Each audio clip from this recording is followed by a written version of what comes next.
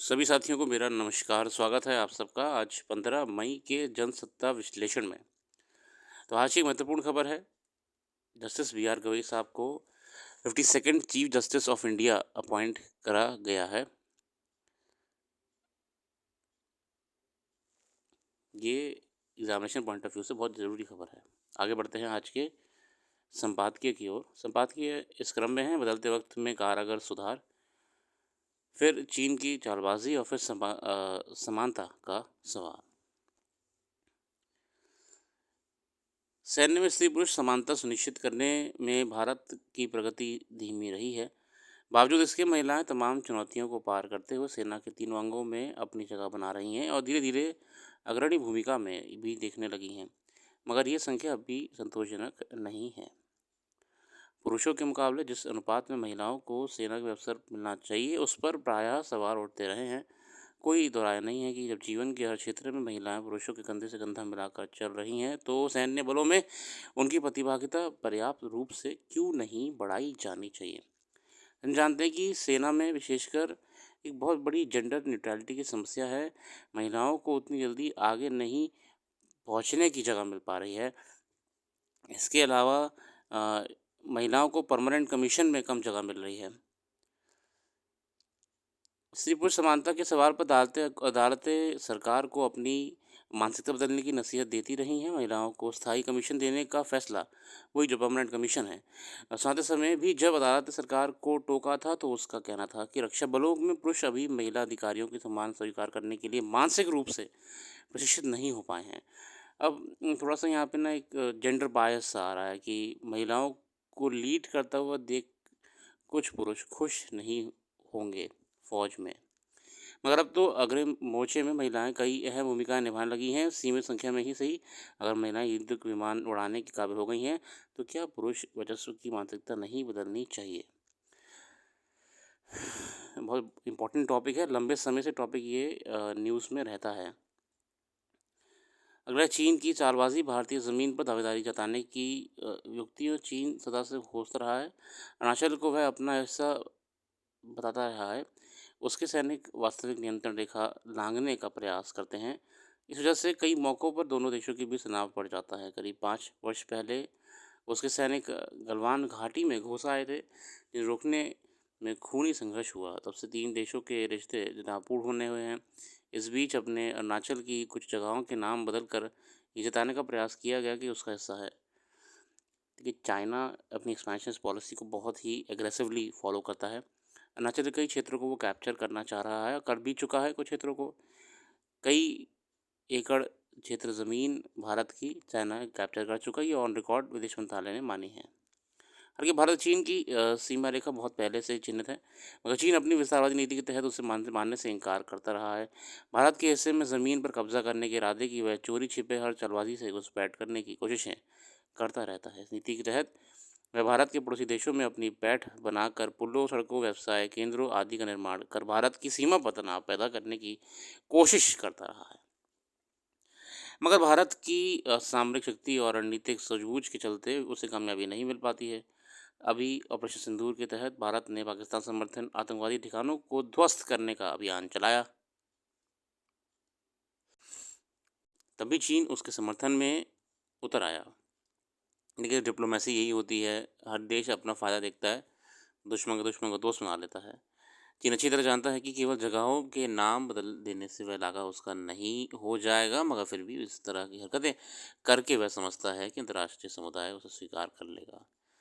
पिछले ओलंपिक के समय अरुणाचल के 2 खिलाड़ियों को इसलिए उसने प्रवेश में रोक दिया था कि अरुणाचल के किसी दस्तावेज पर भारत का नाम वह स्वीकार नहीं करता।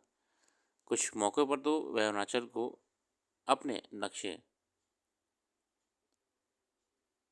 में शामिल कर दुनिया के सामने साबित करने की कोशिश कर चुका है कि वह उसका इलाका है, मगर भारत की तरफ से मिले सख्त प्रतिरोध की वजह से उसे हर बार मुँह की खानी पड़ी है। देखिए, ये तो है चीन एक्सपेंशन पॉलिसी अपना में बहुत चिंताजनक है।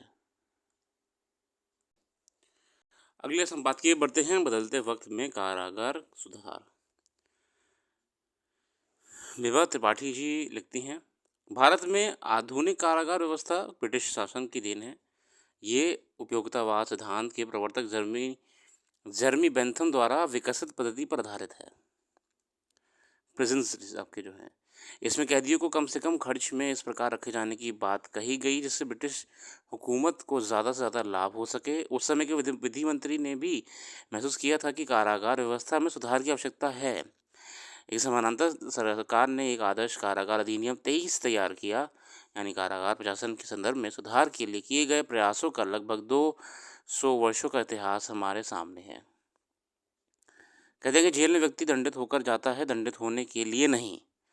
ये कथन प्रेरित करता है अब हमें जेलों के संदर्भ में ऐसा कौन-सा प्रयास करना चाहिए जो नवोन्मेषी हो और जिनमें ये संभावना छिपी हो कि अगर उन उपायों पर गौर किया जाएगा तो निश्चित ही कुछ सकारात्मक परिणाम दिखाई देंगे।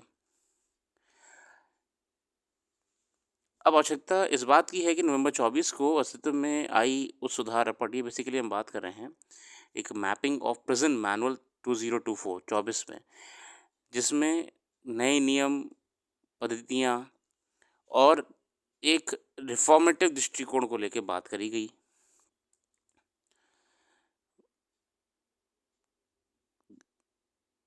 इस रिपोर्ट सुधार का ज़्यादा से ज़्यादा प्रचार हो ताकि जेल के प्रति जनमानस के नकारात्मक विचारों को बदला सके। वहीं जिन कैदियों को तुलनात्मक रूप से अधिक सुरक्षित ढंग से रखना है, उस उद्देश्य की विपूर्ति होगी।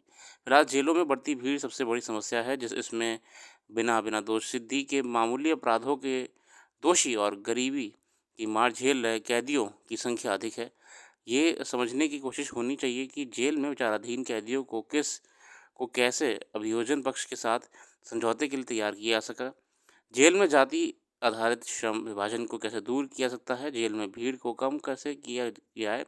बहुत रिफॉर्म्स जो है ना जेल में, देखिए जैसे कि आपका आज भी रेशियल डिस्क्रिमिनेशन है। इसके अलावा जेल्स ओवर क्राउडेड हैं।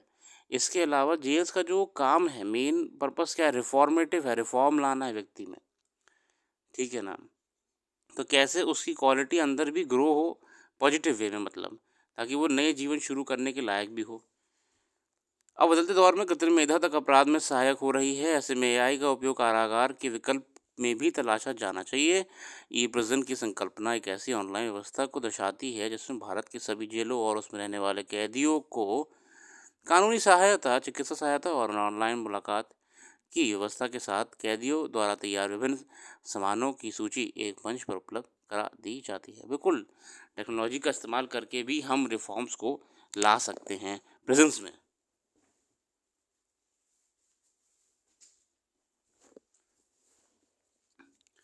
और समय रहते ही होना भी चाहिए। इस व्यवस्था को मुख्य बात यह है कि इसमें अधिकारियों को इस बात की त्वरित सूचना मिल जाती है कि किस व्यक्ति को ज़मानत पर छोड़ने जाने का आदेश जारी हो चुका है, पर ज़मानत पत्र जमा होने के कारण वह छूट नहीं पाया है। ये बेसिकली हम बात कर रहे हैं ई प्रिजन्स और ई इनिशिएटिव्स की। कंप्यूटराइज़ जब होगा और बेहतर होगा तो चीज़ें सही से चलेंगी कोर्ट में, प्रिजन्स में। ऐसी बहुत सारी चीज़ें हैं यहाँ पे। अभी आवश्यक है कि विधिक संस्थाएँ सभी चुनौतियों और संभावनाओं पर गहराई से विमर्श करें। वहीं ज़मानत के संबंध में विधि आयोग की रिपोर्ट को संज्ञान में लेना चाहिए ताकि वह सुनिश्चित किया जा सके कि किन कैदियों पर नई व्यवस्था लागू करने की पहल की जा सकती है। ये वो उल्लेखनीय है कि देशों की तरह केवल वयस्क अपराध के मामले में नहीं बल्कि किशोर अपराधियों, युवा अपराधियों तक को इसके दायरे में लेने की संभावना तलाशनी होगी। अभी रक्षा निगरानी की व्यवस्था के संबंध में यूरोपीय परिषद का मानना है कि जेलों में भीड़ जेल प्रशासन के लिए सबसे बड़ी और गंभीर चुनौती है। ऐसे में कारागार प्रशासन हो या आपराधिक न्याय प्रशासन या फिर अपराधियों को दंडित करने के तौर तरीके, इनकी सफलता सुनिश्चित करने के लिए दोषी की अपने दोष के प्रति स्वीकार्यता और सुधार के प्रति आतुरता आवश्यक है। यदि व्यक्ति ये नहीं स्वीकार कर पाता कि उसे गलती हुई है या उसने किसी के हितों को चोट पहुंचाई है तो सजा चाहे कितनी गंभीर क्यों ना हो, वह अपने उद्देश्य की प्राप्ति में सफल नहीं हो सकती है। ये भी है रिफॉर्म्स लाने ज़रूरी हैं प्रेजेंस में वर्तमान में, और साथ ही साथ में एक ऐसा माहौल बनाया जाए जिसमें एक व्यक्ति की पॉजिटिव क्वालिटी ग्रो हो, वो समाज में वापस से जुड़ सके, आके समाज का हिस्सा बन सके और उसमें कोई रचनात्मक योगदान दे। फिलहाल इसी के साथ आज के लिए इतना ही रखते हैं।